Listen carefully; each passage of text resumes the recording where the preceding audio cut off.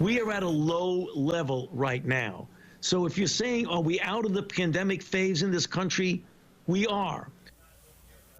Dr. Fauci then adds, we are in a different moment of the pandemic, and the challenge now is how to keep improving the situation.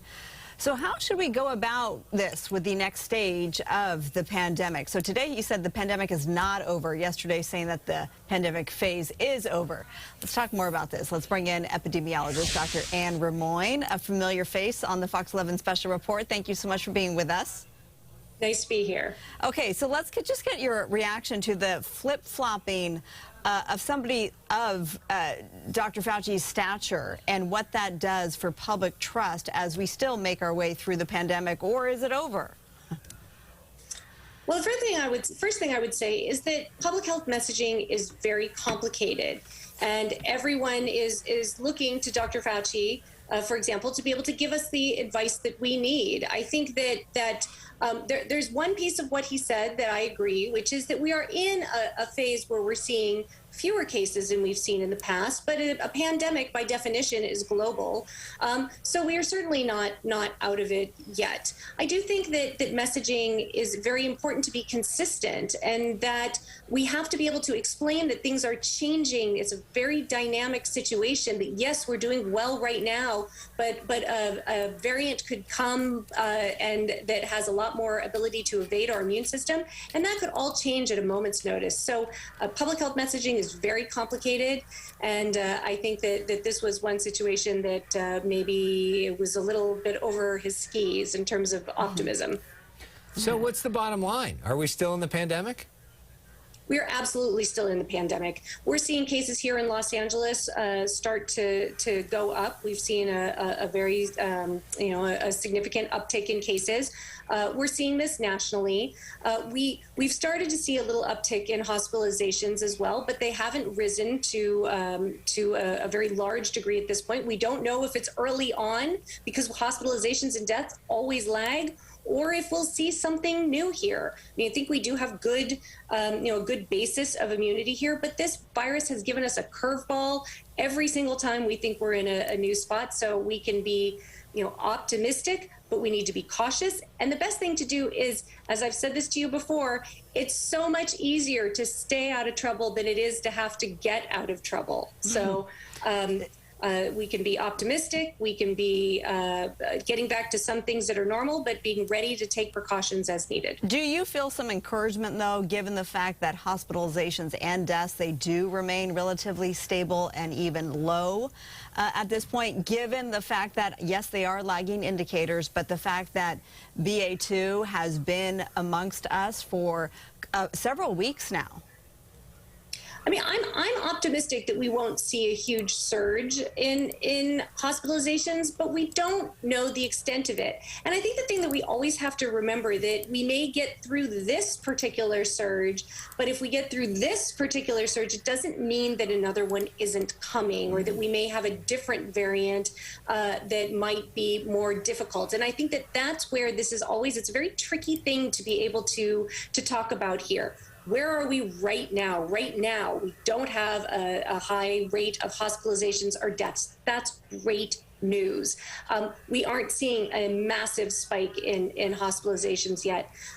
So those are all good things, but COVID is something we still don't understand well. I think that the data on long COVID is really not great, and so my message that you should try to avoid it if you can still stands. It's an ounce of prevention versus a pound of cure in this scenario. All we can say is we can be hopeful, but we should prepare for new variants to occur and to be ready to act swiftly if and when they do. And you mentioned data. Current data from the CDC shows 60% of American adults and 75% of children have had COVID, the majority infected by Omicron.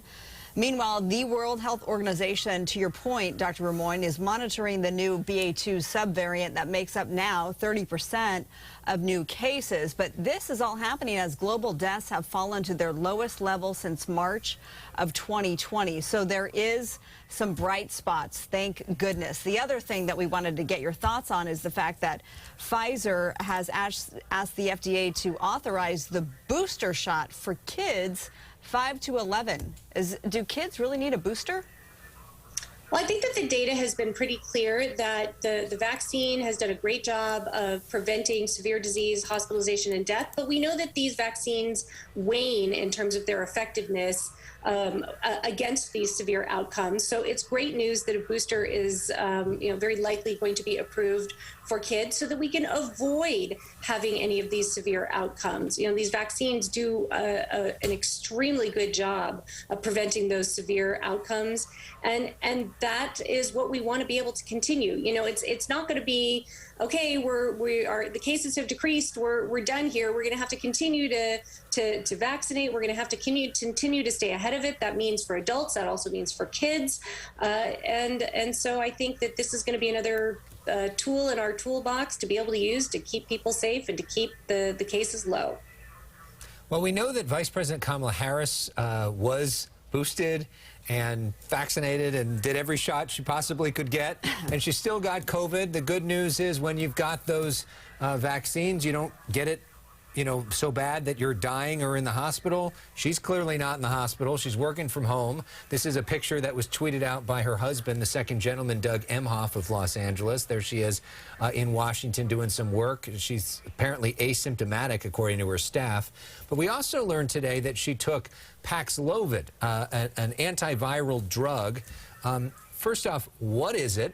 Secondly, should people that are apparently asymptomatic that get COVID, should they take it too? So Paxlovid is a great therapeutic that is in particular useful for people who are at risk of severe outcomes, and that does a really great job in terms of reducing the potential of severe disease, hospitalization, and death.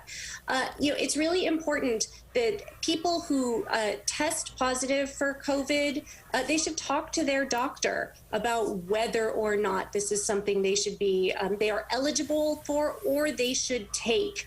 I am not a clinician, I'm an epidemiologist, so I can't give you the clinical piece of this, but what I can say is it's really important to have this tool in our toolbox to be able to have these kind of drugs available and to be able to make sure that they are as widespread as possible, because it isn't just about somebody like the vice president being able to get it who has easy access to their doctor, but that everybody who is at high risk should definitely have a plan that if they should get COVID, that they know what they're eligible for and who to go to, how to get this drug if needed. Yeah, I know the LA County Department of Public Health, they have their test to treat program. So people who do test positive for COVID, you should ask your doctor about it, because there are some sites, some pharmacies around town that are offering Paxlovid. It is here and accessible.